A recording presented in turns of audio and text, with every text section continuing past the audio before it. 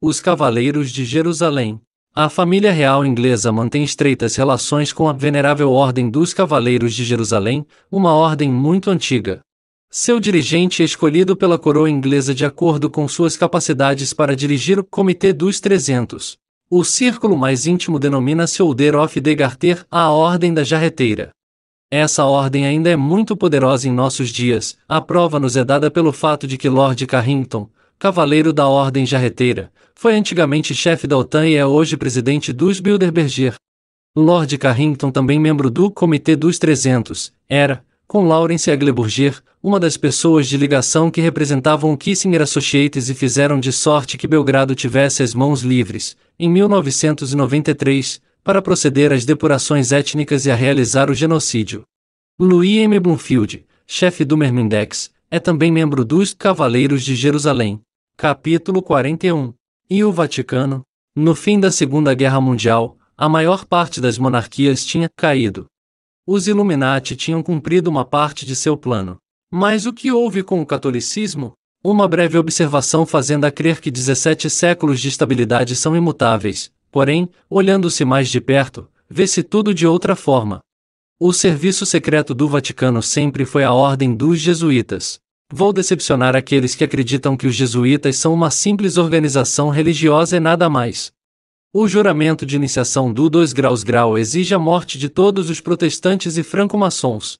Os jesuítas foram, por exemplo, a instância que organizou os massacres dos huguenotes, e a eles deve-se as inúmeras cabeças decapitadas dos protestantes e dos franco-maçons na Inglaterra nos séculos XVI e XVII. A Ordem dos Jesuítas foi fundada em 1534 por Inácio de Loyola, que era de origem judia, como foram os 3 primeiros generais da Ordem. O general jesuíta, o chefe, é tão poderoso que é chamado de Papa Negro. Outras lojas secretas infiltraram-se com força na Igreja Católica durante a Segunda Guerra Mundial. Foi o caso, entre outros, da OAS, a precursora da CIA, do MI6, dos membros da Black Nobility italiana, dos franco-maçons e da loja P2, a Propaganda 2, todas essas lojas estavam sob a proteção do Comitê dos 300. A loja P2 é a mais influente loja franco-maçônica da Itália. A grande loja do Vaticano é anexa a ela, foi ela que originou o escândalo P2 em 1976, quando uma lista de membros da loja foi apresentada ao Vaticano com os nomes e as datas da entrada de 121 grandes dignatários eclesiásticos, entre eles, os cardeais da Cúria, os arcebispos, os bispos, os prelados e os leigos. Fizeram uma verdadeira caça às bruxas para encontrar aqueles que haviam publicado essa lista em lugar de pedir explicações às pessoas citadas nessa lista. Qualquer comentário é supérfluo. Entre outros nomes, aquele do secretário de Estado, do cardeal Jean Villot, do ministro das Relações Exteriores do Vaticano Agostino Casaroli, do cardeal Sebastiano Baggio, do cardeal Ugo Poletti, do chefe do Banco do Vaticano, o bispo Paul Marcinkus. Os Illuminati sustentaram, como podemos verificar, os 2 campos das nações em guerra. Isso ficou cada vez mais evidente no fim da Segunda Guerra Mundial. Allen Dulles, a chefe da CIA, por exemplo, tinha encontros secretos com o chefe dos SS, Gehlen. Deu-se um jeito para fazer passar os oficiais SS na Suíça sob a cobertura da Igreja Católica. Alguns oficiais SS tomaram o título de sacerdotes e foram conduzidos para outros países, principalmente na Argentina, no Paraguai e nos Estados Unidos. Após a guerra, Gehlen recebeu a missão de encarregar-se da Rádio Livre da Europa. Muitos dos SS foram integrados na CIA nessa mesma época. Outro membro interessante do Comitê dos 300 foi Joseph Ratzinger. A CIA deu-lhe seu apoio após a guerra, a fim de que ele pudesse concluir os contratos com o Vaticano. Ele ganhou para sua causa, entre outros, o Dr. Louis de Gilda, conselheiro médico do Papa Pio VII e dirigente das atividades católicas. Graças a ele, conseguiu consolidar suas relações com o Papa Paulo VI, que já tinha colaborado antes com a Office of Strategic Services, a Secretaria de Serviços Estratégicos, a OAS, organização que se tornaria mais tarde a CIA.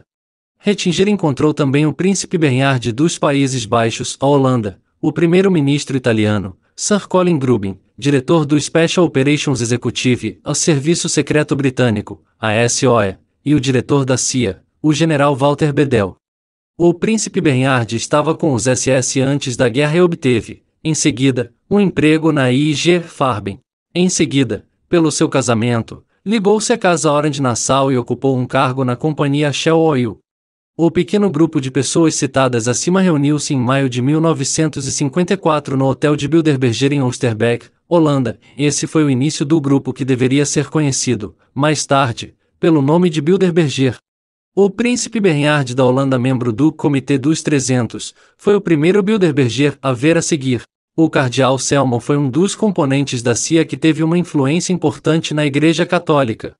Selman sustentou, entre outros, a CIA, quando esta derrubou a democracia na Guatemala em 1954. Foi ele também que introduziu o padre Paul Marcinkus de Chicago junto ao Papa. Em 1971 Marcinkus tornou-se arcebispo e chefe do Banco do Vaticano. Ele desenvolveu também estreitas relações com Michele Sindona, membro da loja franco-maçônica P2 e com Robert Calvi. O grão-mestre da loja P2 era Alício Gelli. Calvi, chefe do Banco Ambrosiano, ajudou o Vaticano a transferir mais de 100 milhões de dólares para o movimento Solidariedade na Polônia. Ele foi implicado mais tarde, no grande escândalo desse banco. Em 1982, encontraram seu corpo suspenso na Ponte Blackfriars em Londres. Em cada um dos seus bolsos haviam 2 tijolos e suas pernas estavam garreteadas em ângulo reto. Era uma morte ritualística dos franco-maçons. Mas os jornais passaram por cima desses detalhes. Sindona tornou-se conselheiro do Banco do Vaticano. A loja P2 tinha numerosas relações com o Vaticano, a Opus Dei e a CIA, e muitos de seus membros ocuparam postos elevados no governo italiano. Em janeiro de 1966, a revista Look publicava o seguinte artigo: Como os judeus conseguiram modificar o pensamento da Igreja Católica. Nele é descrito com fortes detalhes as negociações secretas entre a loja judia Bea e Bea e o cardeal Bea, representante da Igreja Católica. O Vaticano é provavelmente a mais rica organização do mundo. Uma grande parte de seu capital encontra-se nos bancos Rothschild. Não há a menor dúvida que o Vaticano foi retomado no decorrer dos anos pelo Comitê dos 300, o que explica as frequentes visitas de Bush, Gorbachev e outros chefes de Estado ao Papa. E esses exemplos só mostram a ponta do iceberg Vaticano. Outro exemplo, naquele do assassinato do Papa João XXIII. O anúncio de sua morte apareceu, por erro, de manhã cedo no cotidiano mexicano, El Informador, publicado pela Grande Loja dos Franco-Maçons do Oeste do México. O anúncio foi publicado em 3 de junho de 1963. O Papa João morreu em 3 de junho de 1963 às 19 horas e 49 minutos. Um livro interessante a esse respeito, Imaginamen Gottes, em nome de Deus, de David Ayalop. O Papa João Paulo II, ou o atual, tem também um passado interessante e digno de ser mencionado.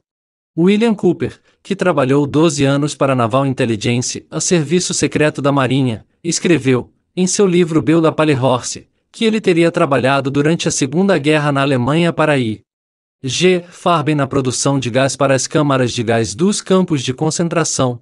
No fim da guerra, com medo de ser executado por ter colaborado com os crimes de guerra, ele refugiou-se na Polônia sob a proteção da Igreja Católica. Se ele aí tivesse ficado, teria tido uma carreira semelhante a de Eisenhower, se isso tivesse durado mais tempo antes que fosse eleito cardeal Wojtyła e se tornasse papa.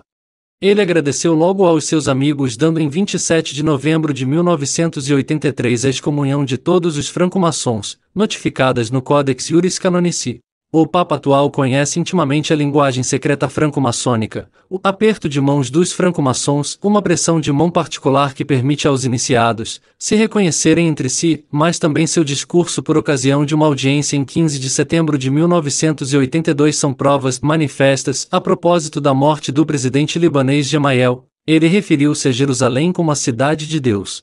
Ele falou palavra por palavra, em Jerusalém pode tornar-se também a cidade do homem, City of Man.